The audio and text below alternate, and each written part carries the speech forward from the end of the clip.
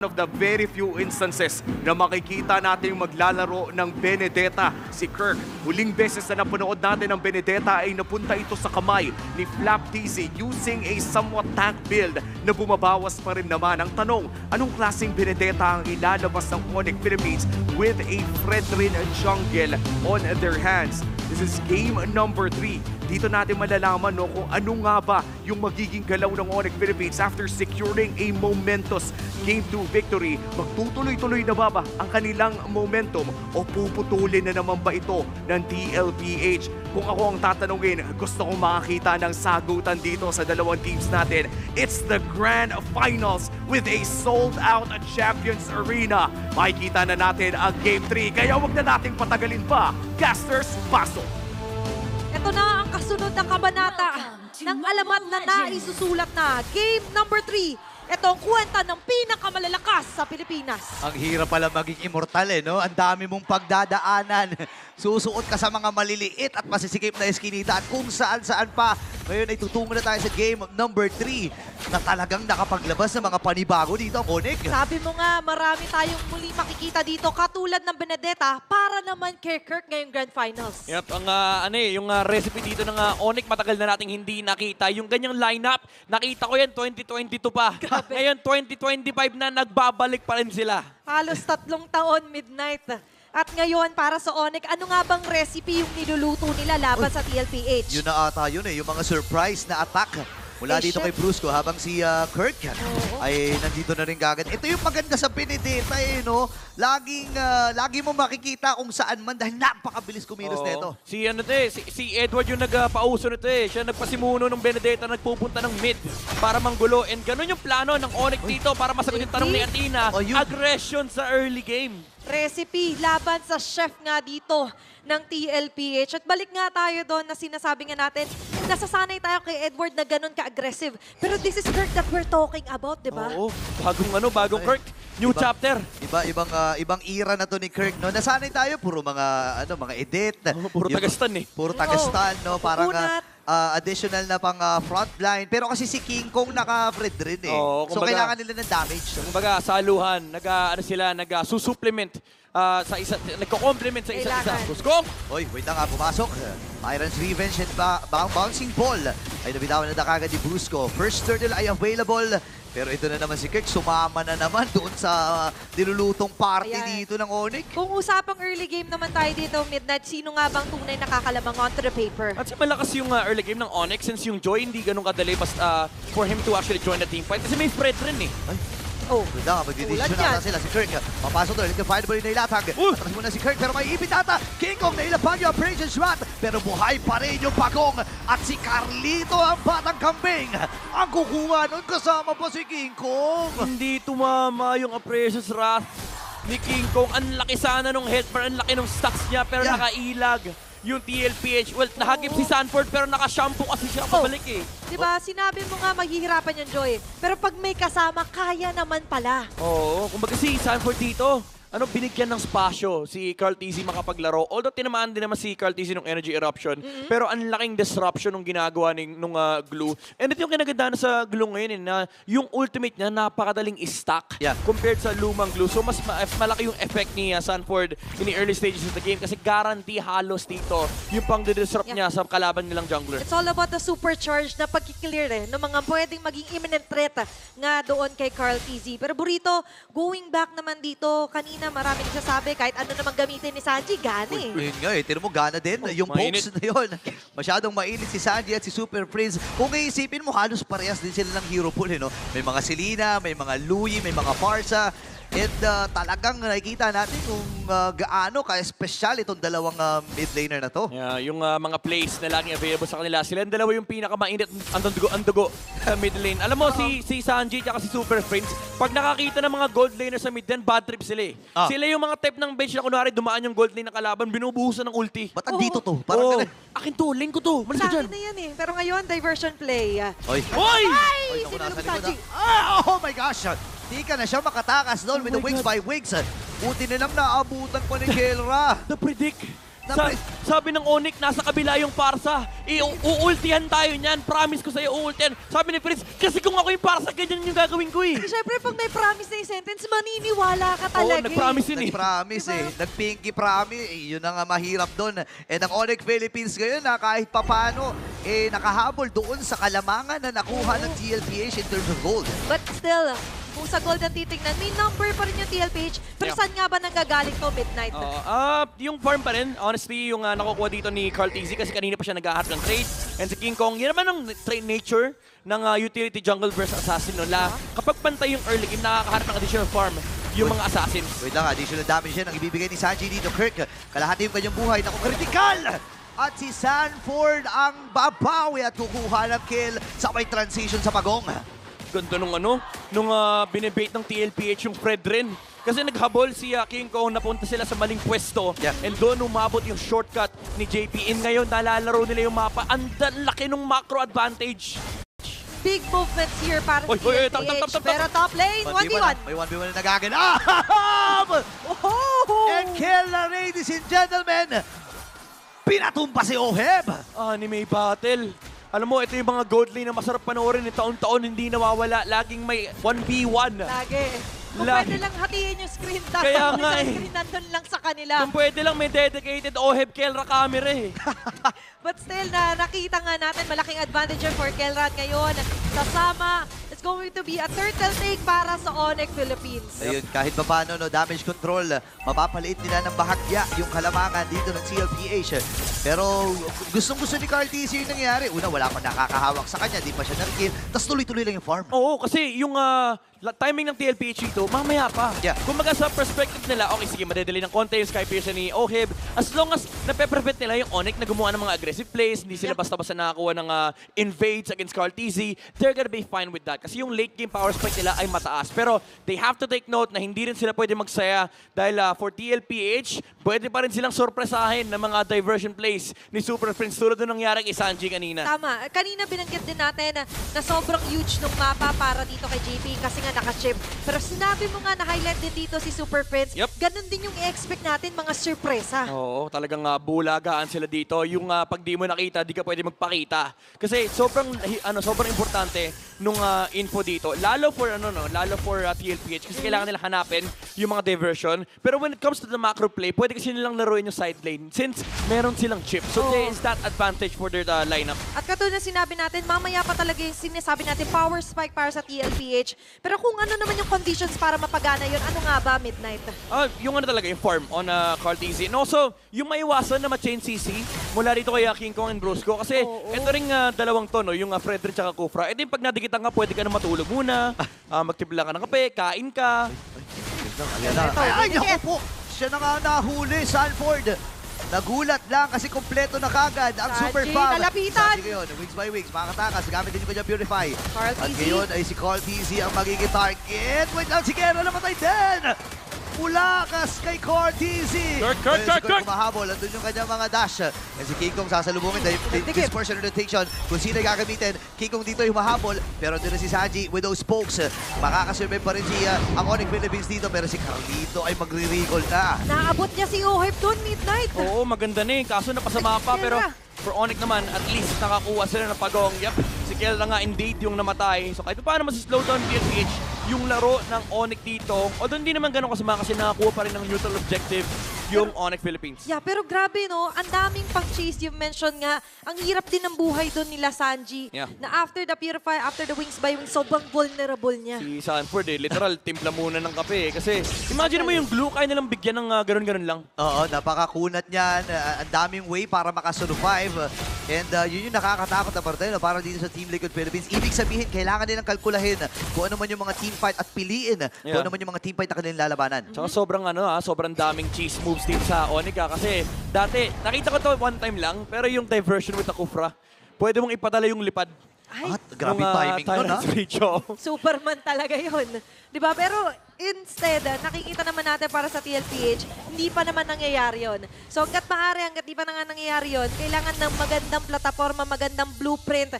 And with that, katulad yung sinabi natin, find an answer kasi kahit si Sanford di niya na kinakaya. Oo, lambot eh. Kasi yung, actually, hindi naman sa malambot, makunat siya. Pero yung 6 seconds kang ika-crowd control, literal di ka makapindot. Kasi yung Energy Eruption, yung Tyrant's Rage, Tyrant's Revenge, tapos may sundot pa mula kay Frederick, may Petrify pa yung Benedetta. Yun yung literal pag nahuli ka, talagang huwag ka na umasa. Nagkakalo ka pa. Ako, speaking of nahuli, ano na pag naging shortcut! Pero nagtulong-tulong dito ako ng Philippines para patumbayin ang dalawa. Ngayon na si Sanford ay nasama na rin. Pero hindi pa tapos si Kirk, hahabol pa rin. Ohem dito, ilalapag yun nagka-final blow. Tumakot yung Petrify pero masyado ata malalim.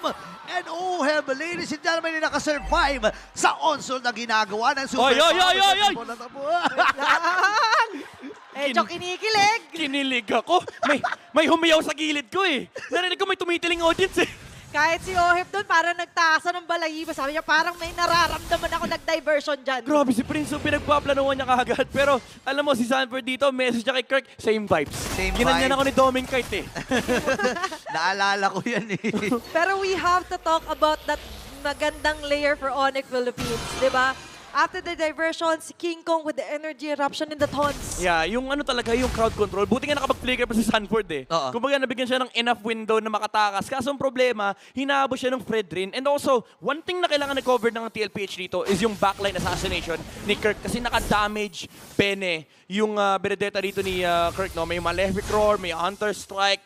I think Endless Battle pa nga yung gusto niyang bilhin dito para at least pagkatapos ng Electrifying Blow, may true damage na lalabas. And also, kahit nakikita natin lumalamang yung Onyx sa magaganda flashy na teamfights, yung number hindi na i-eliminate dito sa TLPH. Pansin nyo, laging nasa kanilang lead kahit hundreds pa lang yan. Yun nga eh. Ibig sabihin, sobrang tindi talaga ng respeto na magkabilang kupunan nito. Tsaka kung titignan mo, 9 pa lang yung total kills. Sa dami ng mga nangyayari, sa dami ng mga bakpakan, eh talagang kalkulado nila to. Nahahati ang atensyon natin. Bandang baba, Cart easy umaatake Kirker, pero dito sa may Lord. Ayan na, nakuha na, nakapas, mabay. Pero nailabag yung Sanford! Si Sandy ngayon na magiging target. Naku po! Maya mo pa rin. Hipan mo. Ngayon naman ay bubuhay pa rin. Itong si Sanford, pero si Kiko ay sumalubong. Diversion play. And ang taktika mula rito sa Super Fam ay hindi ka, wala na silang uhuli. Pero si Oheb ay nakabawi din at nakakuha ng kit. Pwede pa? Dito yung Batang Kambing, pumasok dun sa Torre. Pero aatras na rin. Rumispeto muna si Cartesi at napakaganda nun. Grabe. Nag-decide yung Onyx na iniwan na nila kasi hindi na ganun kaganda yung team fight. Maganda sana yung attempt dito ng Onyx Philippines. By the way, commendable yung talon ni Brusco dito. No? Ayun, no? Hinarangan niya yung chip tapos nag-bouncing ball doon sa portal para if ever man pagpasok ni Cartesi, hindi siya makakadash papunta na sa Lord. Pero nagamit din kasi yung electrifying beats sa may bottom lane. And nung nakuha na ng Onyx dito yung Lord, nilaro na nila yung discipline game, lumabas na kagad si Kelra. And all in all, nakita rin natin na finally popping off those damages dito si Oheb. So kahit pa paano nagkakastacks na yung Skypiercer niya. Yun yung threat no? For Onyx Philippines. You have all these plays available in your arsenal. Pero TLPH, ang hawak naman nila dito is yung damage, yung threat na kapag pinasok sila ni Cartesi, mahihirapan sila labanan yung Joy. Kasi si King Kong, yung attention niya nasa frontline eh. Ang dami niyang kailangan na sabihin natin responsibility na gampanan dito. And the objective, of course, is to somehow negate yung damage. Kasi nga sabi natin si Kirk, nag-iba yung role niya ngayon. Yep.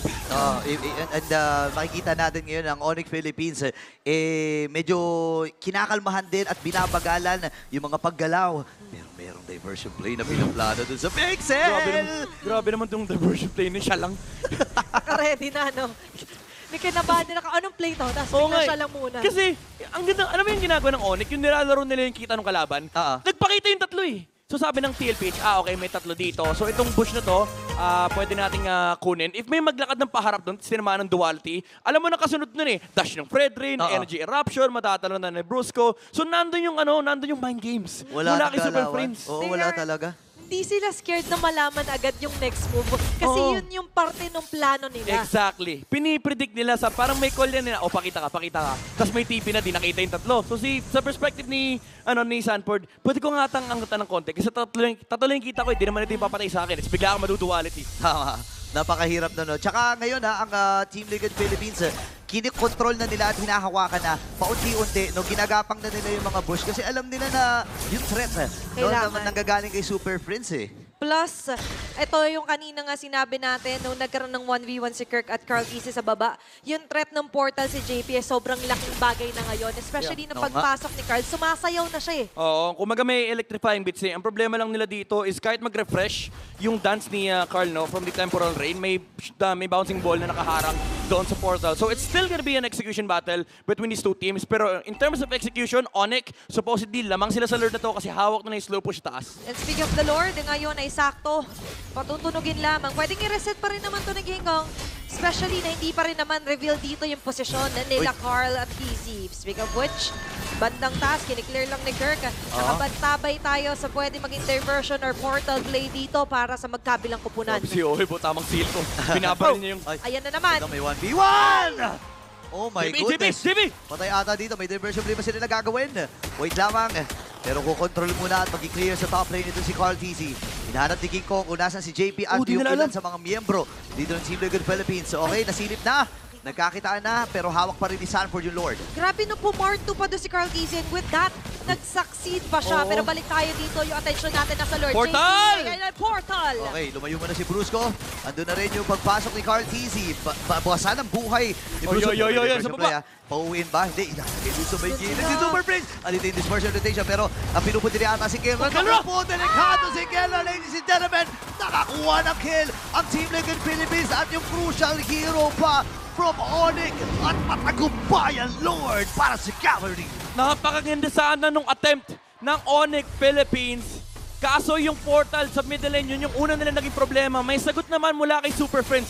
Diversion sa ibaba. Kaso ang problema, hindi naman nila nasagot yung Joy. And also, naiwan si Kelra sa may middle lane and nagpalit ng focus. Yung Liquid, mas importante sa kanila na mapatay yung Harith. At ang ganda nung execution, by the way, no, na sinimulan niya kay Kirk and then sumunod si Kelra and all of that in a span of what? Almost 2 minutes game time onto the Lord. Tapos hindi pa rin napapatay at naaabot. Walang answer sa Joy ni Carl. Oo, mainit yung dugo ng TLPH yung mga letrang K. Kanina pa eh, si Kirk at si Kelra. Si King ko kasi naka-pred rin eh. Oo. Mahirap patayin eh. So, yung choice nila, yung dalawa na lang. Kaya ngayon, depensa muna ang Sonic.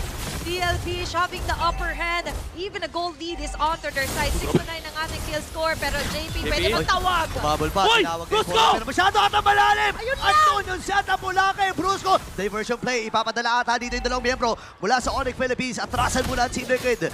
Grabe yung Depensa lang. setup. Yun yung sinasabi natin kanina, yung counter set na pwede manggaling kay Brusco. Ang layo ng pinanggalingan. Hindi, for sure, hindi nakita ng Liquid saan galing yung Kufra kanina. Hindi pa nga nag-flicker eh. Pero saktong-sakto, pagkalabas ng portal, pag-dash ni Carl TZ, may sumalubong na Tyrant's Revenge. Ayan, oh. Nangyari na nga yung sinasabi natin na pwedeng play. At real time, looking at Nakita our pala. instant replay, ito Ayun, oh. yung pagtalon niya, Baga. dalawa. Tapos yakap. Paano ka gagalaw? Pero ang hirap din kasi nun, yung galing ka sa ibang screen. Yung biglang pagpasok mo, syempre di mo naman makikita yung Kufra basta-basta. Agad. Oo. Diba? At doon naman nakapitalize ng Onyx yung surpresa nila. Oo. Diversion dito. Onyx surprise ha. May sorpresa na naman sila na niluluto. Lalalim ba? Meron man tatawid. Nag-check na si Sanford. Amoy na. For 3-man recall. Antin na nun if ever man. But still, commendable yung ginawa doon ni Brusco. That is exactly how we imagined na pwede ngang maabot tong Joy na to. May ano kasi, may sagot, may counterplay, pero medyo malupit kasi yung execution. Alam mo yung kailangan sobrang galing mong player, pero alam mo naman Filipino players, magagaling talaga. Tama. Pero ang nakakatawa kasi sa game na to, never nag-exceed ng 2K gold lead. Sobrang dikit Oo nga nung eh. laban natin. Kung kanina may lead yung TLPH ngayon, bumalik na naman sa hundreds at mahahawakan to ng Onyx Philippines. Nag-isang Lord na yung nakuha nila at ngayon in less than a minute Oo. magre-respond yung pangatlo. Looking at the total damage dealt naman, nangunguna dyan si Kelra. Yeah, pero ang kailangan i-highlight dito na humahabol na yung damage ni Carl TZ. Kanina yung mga electrifying bits yung mga burst damage siya. Pinapabayaan niya pa yung mga target na kailangan niyang lumabas kasi baka makontrol siya ng Fredrin. And now, yung duration na yun, baka enough yun. Kunwari yung 2 putok lang makapatay na siya ng importanteng target sa backside. Kaya naman ang ginawa ni Super Friends dito, bumili ng concentrated energy para meron siyang additional sustain, additional HP, and also yung dami ng kasa niya ng first skill ay talagang magiging enough para masustain niya yung sarili niya. It's all about the dispersion and rotation kasi mamaya sa kanya. Yung vacuum plays niya, pwede talaga maging game changer dito. Pero for TLPH, they're eyeing the Lord. Nakita nila nandito sila King Kong and Kelra. Nakatago pa si Brusco. If ever man, Pwede ulit yung magandang execution ng kanyang yakap. JP? Okay, may portal na nakaabang, pero din yung Feathered Earth Strike! Pero si Carlito makakakuha, nakapatay na rin! And Sanford yung mamamatay, Super Prince ngayon. Ito yung Ronald mula sa Onyx Philippines. Atras muna si Sanji and si Oheb. Nag-ahabol ang Conceal. Super Farm.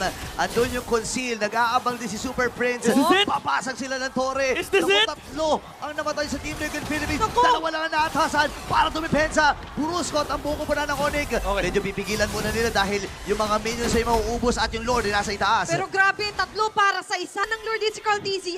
Medyo heavy yung trade-off na yun.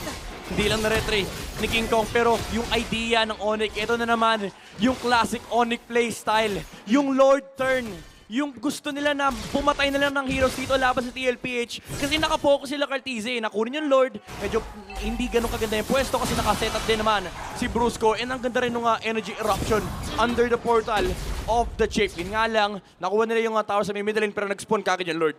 Yun talaga yung pinaka-highlight na nakikita natin. Oo, sige, sa inyo na yung Lord.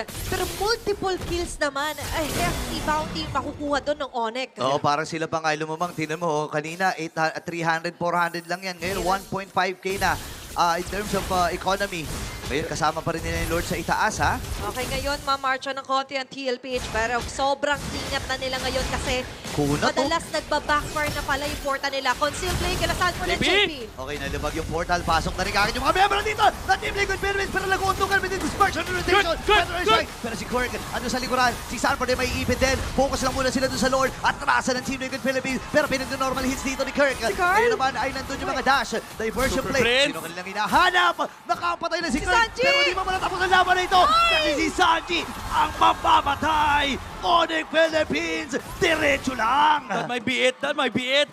Kung hindi makakat yung wave sa may mid, sinasamahan Hala. ng Onyx Philippines, hindi pinapauwi si Cartize. Grabe. May set si Brusco, may immortality, may ulti yung Kufra. Baby Cakes duo na lang ang matitira. At hahabol ng pilit si Carl Dizzy para dumepensa. Oh, hey, contra base. Okay. Onyx is doing it! Kailangan nila maghawak ang kamay. Pero ang Onyx Philippines hindi nalilingon pa. Kasi game number 3 ay mapupunta sa kanila. 2-1!